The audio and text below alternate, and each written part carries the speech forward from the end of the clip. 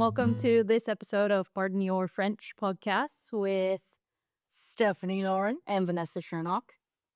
And today thought we'd just chat the shit really because we didn't have anything planned. And we've just finished filming a different episode and we're like, should we do another one? Just because we're on a roll. I mean, it's a beautiful sunny day today. And we've got some time on our hands. We were like, yeah, let's like not have anything planned. We'll just chat about our week and our life in France so far. Just shoot the shit. That's what we're here to do. Yeah, I love the hat. Oh, thank you. So this hat is the French baseball team. Is it? National baseball. Yeah, so there's a French baseball team and a French softball team. They're based down near the South Coast, probably in the Var, actually. They didn't have baseball and softball in the Olympics. I had no idea. This one in France, they didn't do. Wow. So each host country gets the opportunity to like pick certain sports that are more auxiliary and take them in or add them, whatever. But like, yeah, when the Olympics go back to LA, then All bets are off. all bets are off. It will be very baseball and softball oriented. Yeah, I love that. I love I like it. The flying F. Yeah. Yeah, and then the back of the hat's cool as well. It's got this little. Oh, it's a new era one. France. Oh, nice. It's a nice cap. It's like, expensively done because I used to actually do that for work. What, the embroidery? Yeah.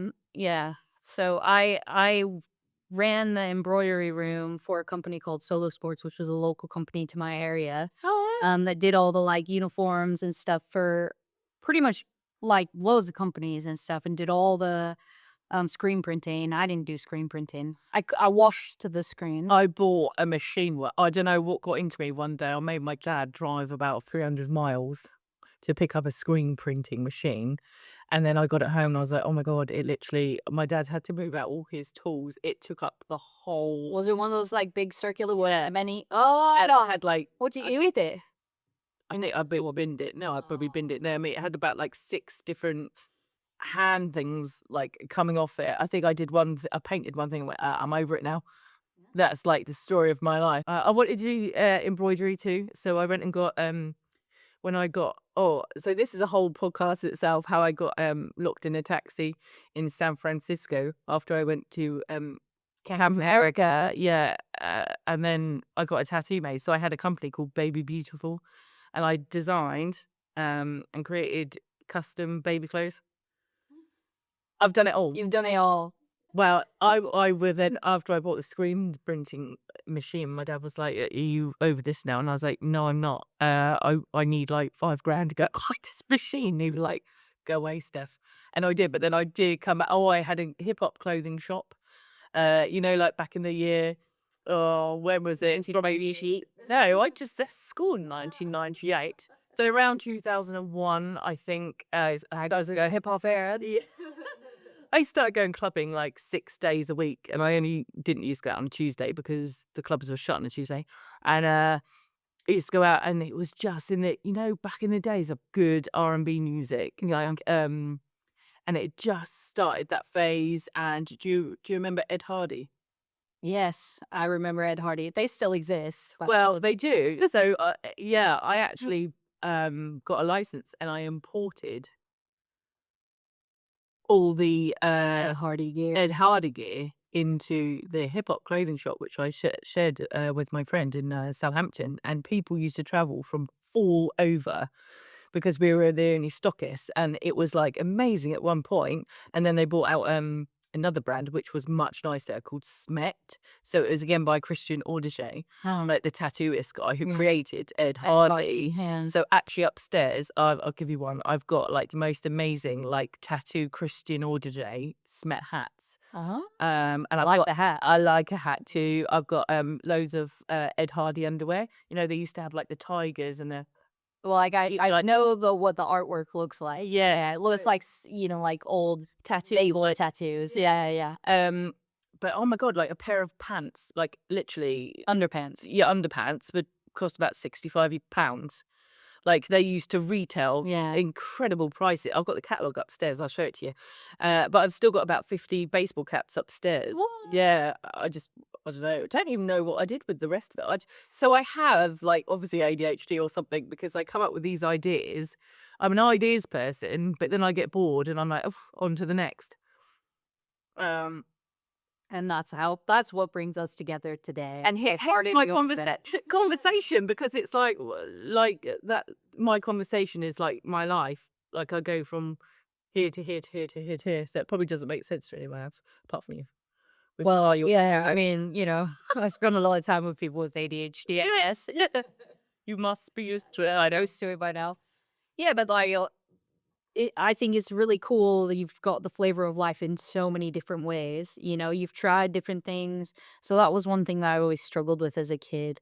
Um, Thinking, oh, you just like get a job, you pick a career, and then you do that the rest of your working life. Yeah. Even if it's something you're really passionate about, it's like you can't be passionate about it in 50 years, can you? Standing still for me is incredibly difficult. Like, then that's why people always think I'm in drugs. I'm on drugs when they meet me. In drums, out drugs. I didn't know the terminology. Yeah, I just have to frit through life. And everyone says to me, you're in your own little bubble, or you fly by the seat of your pants. And I'm like, yeah, because I don't know what pair of underwear I want to wear today. Yeah. You know what I mean? And Yeah. I am the jack of all trades, master of none. So I can do lots of things not incredibly well. But I can't do one thing really well. So actually, for Carter, I'm trying to find that. Stability. Yeah. Like, I like learning how to do things properly that are like little trades and things like that, but I'm not like a master of masonry or plastering or building or whatever. Um, I am a master of kinesiology, which is completely friggin' useless in this country for What is kinesiology? the study of human movement. Like your gait and everything. Yeah, yeah. So like physical therapists generally have a doctorate or a master's and a doctorate in physical therapy, kinesiology. But my and like biomechanics and exercise physiology and things like that. So but my specialty was in teaching coaching. So I was Like gonna be sports like type. sports. Yeah. So I was gonna be like a sports coach. I could totally see you do that. I could totally see you. So, like, I like teaching people how to do things. I like helping people with, like, I play golf and people will say, like, oh, can you help me with this? It's like, I don't really want to give lessons at it Mm. because I just feel like I want to play golf and not watch somebody else. But I like trying to simplify it to, like, this is how you should think about it, or this is what helps me, or whatever. Yeah, you're a very good teacher, and I can see you definitely being like an amazing coach. Like, Would you not do it here? Or no, out here, it's like, we talk about this all the time. Like, like your you qualification? have to have a formation. So this is when I started looking into the baseball and softball, and it's like their center for the pole baseball, pole de France de baseball or whatever they call it, is down in the south, and I'd have to go like live on this campus for 2 months to do this qualification to be considered like a licensed baseball or softball coach in France. Would you not go like that's an amazing excitement? And, like, well, yeah, obviously, it costs a bunch of money. You go stay in these dormitory or stay in this area and, like, do a formation at a class, and, like, kind of, but then it's like, then I'd have to kind of become a baseball or softball coach here, which But there's nothing around here like that. See, there's like baseball teams in Periga. There's baseball teams. Like, I know a guy who plays baseball down a little bit farther south for a team. Like, there is, once you know what you're looking for and how to find it, yeah. there's all these things. Like, baseball came here with the American troops during World War II and never left. Like, it's an enjoyable sport to play.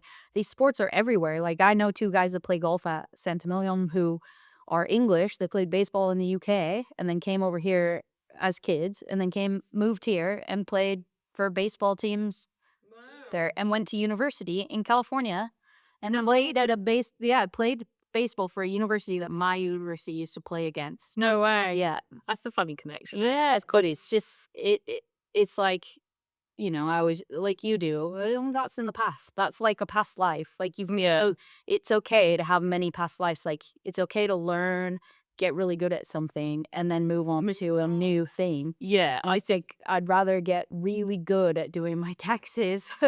I'd rather get really good at doing that. learning how faucets function or what, you know, so Yeah. like not that I spend all my extra time learning about it, but you know, it's okay to become an expert at more than one thing in your life. There's time to do that. There's very you like to I don't know. I don't think I've never become an expert in anything.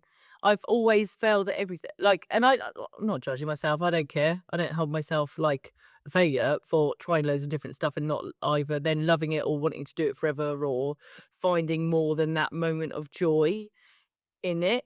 but that's okay too. Yeah, I've accepted that, but then also the other side of my Gemini goes, oh, for God's sake, because I can't. I then, like you say, the stability isn't there. Like you have to then go oh, and uplift, and I guess that's why moving to France didn't terrify me. Yeah. Like in any kind of way, I just went gung ho at it. Because I wasn't scared because I'm used to change and I like change where most people that I talk to would go, I hate change. I like the same job. I like the same group of friends. I like to go to the same places to eat where that's my nightmare. Yeah. But then, like you say, you're forever in change. Like nothing stays still very long. But then it's nice to have nostalgia about things as well. Like I think, you know, I love my friends. I miss my friends. Like Mm. I when I talk about going back to the States, I'm like, I'm gonna go see this person, go see this person, go see this person. But it's like it's also okay. Their lives have moved on. They've got a friend. It's not like it's not like life is waiting for you, no matter what you do. I don't know. I've got a few girls back in England who I would do anything for. Like they're my ride and dies, and Except for going to England. Yeah, because I need to an admin task. I need to sort out my passport and get that renewed. That's another list of ginger. Hey, super easy through the gov.uk website, by the way. Super easy. I'd like to have a license. No. Go, I mean, like, American passport, more difficult. We have different regulations for the size of our photograph and stuff. You can't just go to the thing and get your pictures taken, whatever. Oh, Although British passport, I did have to take Simon's and do but it was like a digital, you know, I just took it with an iPhone. oh no, I've got like proper passport. I have got Have the the photos. I've kind of got the photos and everything. There's my trouble with seeing things through because I'm such a butterfly. I can get so easily distracted by like I go, oh, shiny light, Yeah. and I'm off. It's the ADHD. I mean, I just go. Well, gov.uk, gov.co.uk, Yeah, that is easy. It's not in French. Like this is the things like anytime it's an English based situation, I'm like, I'm gonna have to fucking do it. yeah. Because it's easy. It's so easy. It's easy, but it's admin. No, but And then I go, oh, I'll have a day of doing admin. And then I'm like, oh no, I need to go and like take my spare tire to go and get like a new, get like like a new wheel thing put on it. Tire thing. Honestly, it's surprising how I ended up in France and I've been here for 4 years. Like it is. Do you ever do like to-do list? So this is what's really funny is no, hold on. Before you go, you do it. So my friend Heather, love her, but she is totally like a type B personality. She's like a bit scattered, kind of like you. She's got a lot of things happening that she wants to do and stuff. And she writes to-do lists, and she's always like, you just know she wants to be a type A personality. She wants to be that person that wakes up early and goes through their lists and does exactly everything on their list. And she's been fighting that her whole life because she wants it. Whereas I'm like probably more type A typically, Yeah, definitely. and I fight that like it's going out of fashion. Like I love the idea of being French and be like, "Boff," but I have. are you a to-do list type of I have got a whole folder saved in my photo albums of my to-do list. Like I take pictures and screenshots of my to-do list, and then I make an album out of them. And I don't do anything on them. But do you ever like you never like do any of No. Well, we've got a whiteboard up now, and like initially I wanted it so that Simon would write like where he was at work because I have a tendency to be like, so where are you going tomorrow? What are you doing tomorrow? What are you doing? And he's like, I fucking told you loads of times. I said, nah, you don't listen. And I'm like, "Meh." But now I can't even write those things down because I'm never near the whiteboard when I ask him, so I still don't know. But I put, you know, like where I'm gonna be, so he knows. So I'm like, probably I'll see you on Tuesday. Get just a tracker put on you. Yeah, No tag. yeah. But yeah, my phone is a tracker. Well, there we are. He knows exactly where you are. As they were just labeled deactivate. But it's yeah, life is, I guess, is there any like wisdom that I can give? No, I can't. I'm probably the worst person to ask anything, but I can talk to you about being bold, taking risks, and being brave.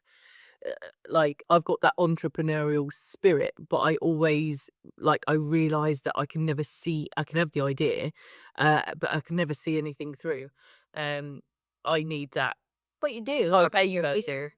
Yeah, but I'm just talking. This isn't like No, I mean, you're here in France, you have a house. Like when you think, oh, I don't know anything. I don't know who I am. I don't know where I'm going or what it's like, yeah, but you do. Like, look at all that you've got. And like, even little tasks, like, I remember you painted this living room blue. And I was like, that's fucking amazing that you like go out, you pick a color, you do it. yeah, but that is because I've probably been sat down for 2 minutes and gone, oh, dig, dig, ding, dig. Oh, Yeah. and then I'll Of just course of course, but like you're working with what you got. You do, at nearly 43.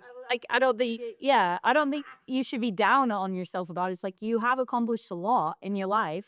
Yeah, I have, but none of it is like No, you're not a little boy. oh yeah, he's meaningful, but the rest of it, I'm not. Yeah, sometimes he has moments, but like the rest of it, I'm like, oh yeah. I think I just live so much for the future that I forget my past, maybe. Or forget to live in the present. Yeah, I do always Definitely forget to live in the present. Yeah, I do. So let's have a moment for Steph. Everyone. See, even I can't be quiet then. But yeah, you could be any type of personality and move country. I think, which is amazing. But if you know you're a bit like me, get a Vanessa. If you're like Vanessa, get a me. Well, we were gonna talk about so you are you and Carter have been involved in the starting of this association at Saint-Vallier.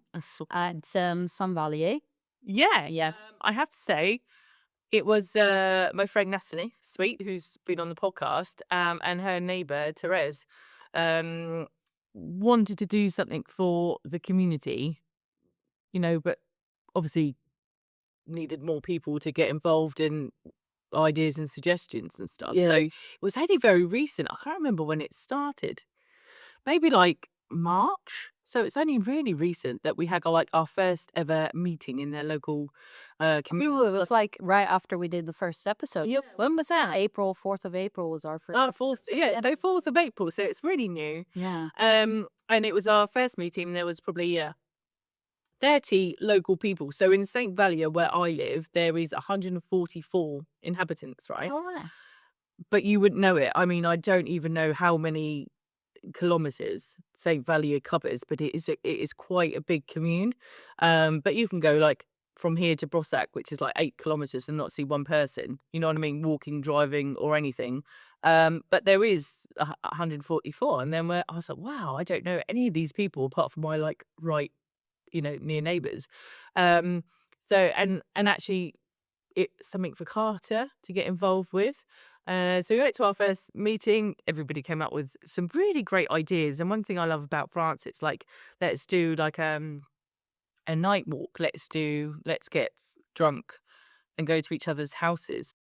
So it started off like in its kind of infant stage as like just ideas, and then it's like to set up an association, even though it's like a non-profit kind of local thing, you still have to set it up. In England, it would be like a company's house, like registered business, because obviously, if you get any donations and things like that, obviously paperwork. It's like a non-profit though, isn't it? Yes. It's like a non-profit association. So there are set up. There's a bank account. Yeah, you've got to have like the president, the vice president, your secretary, and take minutes and all of these sorts of things. The treasurer. Carter is the official translator, which he is so proud of. I'd never seen him take so much pride in anything, actually, not even his own like computer game.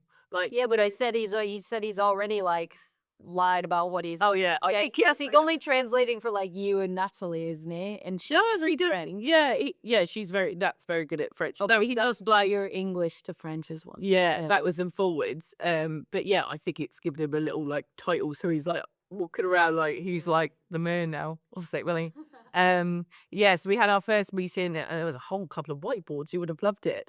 Come up with ideas, and then the next meeting was to just narrow down some ideas. And there were actually the Sunday just gone. We had our first ever event, and I have to say it was incredible. It was like a beautiful summer's day, and there was around 35 people there. Yeah. And I we did shared the photo on our Facebook account. I shared that photo you posted of everybody at the long table, and it's like the most typical French, sunny afternoon, eating family style at this long table. It looked really incredible. it was incredible, and I have to say, like, there's like Philomena, who's one of the residents who I'd never met before. I think Roger plays golf. Oh yeah, Phil, Irish woman. Yeah. Oh, okay. So she's husband plays golf with her. Yeah, so Philomena did like the most incredible flowers on the table, all from her garden, and she is one of the most amazing cooks I've ever met. She could, oh my God, I think Carter would actually go and live with her for her baking. She is amazing. Oh man, she had these cookies. They gave us cookies when we were there for a coffee, and I was like, these are amazing. Literally. Oh, She made me quiche. yeah. She's like, Oh, it's because Roger's quite a good cook as well. I've heard. He's like, yes, guy. He's always passing along recipes for like different, more interesting curries and stuff like Brussels sprout curry and stuff like that. Which is how good is that? I mean, and it was just so I completely, obviously, either translated or understood the task and the job. So I turned up after like baked 50 sausage rolls, right? And they're looking at me walking down, and I had about 6 bags of like food on each arm, and they're going, "What did she do?" So I've baked for like 40 people, not realizing you're just meant to bring your own plate and food for just like your clique. So like me, my dad, and Carter, I was meant to like bake or do whatever for them and just bring for them. I feel like Carter dropped the ball there on the translator. I don't think he was. It says like bring your own couvert, which is cutlery, and assiette or plate. Yeah, Not like plate of food, but like catered for the whole of their valley basically. So I was up since like 6 o'clock that morning, and I made sausage rolls, about 50 of them. I did about 30 ham and cheese. Began with an F, like pastry things. I did yeah. I did potato salad, radishes, strawberries, dessert, drink. I did everything. So, it's good to know that I can. That's so sweet though. I looked like a right tit turning up. I was like, oh, she's done it again. Just can't get anything right. But it was like the mayor was there. And then like these Hungarian people who were incredible, just made me laugh from the minute I met them, and they got my weird sense of humor straight away. And they just got out the guitars, after lunch, just started playing, and it was amazing, Yeah. And I just thought the community spirit was so there, and it felt like home. It made me feel a bit more grounded. Because my dad and Carter were there playing batonk and stuff, and for the first time in like 4.5 years, I sat and I relaxed within myself, I think, actually. And I was like, oh, because Carter's happy, he's occupied, he's playing. There's enough people around me, that were watching him as well. It wasn't just my eyes on him, which can be exhausting as a single parent. And he was interacting with the mayor. He was chatting to, people from Transylvania about like playing guitar, food, everything really. And yeah, it was an incredible and what amazing first event. It was such a success. Yeah. Yeah, and so you were showing me that like publicity, the little The leaflet. leaflet, yeah, flyer that your association has put out. So there's like a little printed material with like future dates, project the association has coming up. And one of the things was the dry toilet. So it's a composting toilet. And it cracked me up because, like, part of the funds, they're trying to raise funds to put in a toilet. So when they have these, like, local events, there's somewhere for people to go to the toilet because they obviously don't have them. I'm going to show you a now, which will blow your mind, Vanessa. Oh, no. And You need small? I will Post it in a bank document. No, I will post this to you after. Here is the mayor of St. Ballier opening the brand new toilet. They did it. So that is Carter having a nose. They cut a ribbon to open the new toilet. there is a picture of Carter pointing to the new toilet. Oh, that is so wonderful, though. It's so cute, and everyone was cheering. I was like, "Oh my god, it doesn't have to be like big blingy." You know what I mean? Just a bitch poop in a bag and everybody's happy. Poop pee in the floor, in the ground, No, yeah, in a hole, and everyone was loving life. And I was like, it captured that captured. Is that like just something that simple is like the communities come together, don't have a lot of money to spend, but we want to be able to hang out together and we need somewhere for people to be able to go to the bathroom if they need to, you know? And it's like, Can't say I used it. I think Carter might have done, but I didn't use it. yeah, well, I'm not you brave. don't need, well, girls are the ones that would need to use it for a wee. The guys don't need to. Like, they can just go pee wherever they want. I Can't didn't know the mayor was there. You wouldn't get in trouble for pee in public. no. I still think you can do that. I don't think you'd get In a law, I'm sure you can get in trouble for that. I'm sure we're gonna have to get we'll get an opinion. We're gonna look into the mayor's ruling on this, but traditionally you can be wherever you want. be whatever you like. Yeah. But yeah, it was lovely. The next gig is in July. I think we're gonna have Natalie and some musicians singing and things like that, and we're gonna do a big barbecue and Well, these Hungarian neighbors that we found out Hungarians who live just on the other side of the wood that we're at the edge of our garden where we do the French stare at anybody driving by. It could have been them. Looking, they're like, hey, we can get to our house this way, and they're like driving up your garden, and they realized they couldn't. maybe It could have been. maybe it was around this time. Yeah, fairly young. Yeah. Yeah. Well, you never know. Could have been them. But they're talented musicians. Yeah. You know, get Very cool. I mean, we should see if they want to do your birthday. I was thinking Birthday my party. birthday is on like the 21st of June. So yeah, the Celle de Fête de la Musique. So everywhere in France, you don't have to have a license to play music, which is amazing. It's a really cool rule. But obviously everyone normally gets booked way in advance, and I haven't really got around to doing anything this year. Yeah. So I'm turning 43 with no plans. Whoop, whoop, whoop. But yeah, it was nice to see different generations together, and they accepted my pidgin French. They, I think, make them laugh, and they forgive you anything. Offer them a sausage run, they go, "What is this shit?" And you just go, "Saucisson," and then they go, "D'accord," and they just eat. They should take to my potato salad. I don't know why. It did look a bit dodge, but it tasted all right. It looked dodge, that's why. But it tasted all right. Yeah. I get that across. The look on their faces to be in the sun, around people, listening to the music. Yeah. They heard me singing, and they tolerated it. So they must have been incredibly lonely to tolerate that. Which is lovely. Yeah, but like, It's a compliment. out here, and there is like a phenomenon with the health of like people who live in this region because they live off of like red meats and rich fatty foods and red wine, and yet their life expectancy is quite a bit longer. They do incredibly well. Because you have to be so active. If you're ill and you're alone and you're out here, you've got to chop your wood, you've got to maintain your gardens, you have to walk to the store. I've got this old lady that jumps out in the road in front of me on market days. If you're like passing her house at certain times of day, she's in the room, but she's not. She jumps in front of the car and like, because it's going through a small, slow part of the road, she'll jump out in the street and like be like, "Can you take?" And she'll be like, "Can you take me to the market?" I'm like, "Yeah, sure." Hop in. So she jumps in and she's like, "Oh, this is really nice. Do you think you could take me to the cemetery sometime? Because my husband's dead and I'd like to go visit his grave, but he's quite far." And I'm like, "Yeah, of course." And I'll be like going to the store and I'm like, "I'm going to the store. Do you need me to get you anything?" And she'd be like, "Oh, I really like peaches. If they have any peaches," and like, so I'll go. She wants to live with me. So sounds amazing. And she's always working really hard outside her house. Like her garden is a man here, like along the roadside where she's like trimming with her little electric trimmer and stuff. Yeah. But she clearly doesn't. She doesn't drive. She doesn't have people coming to visit her. I ask her questions and stuff about her life, and she lives in a lovely little house. And it is quite sad to think she is just lonely. And I'll like, if you need a lift coming back, when what time or what, and she's like, no, somebody will take me home. And like she does just rely on like pretty nice people. Oh yeah, she like flags them down. I mean, it's not like I'm gonna drive away. Oh, sorry, lady. But so I have done this.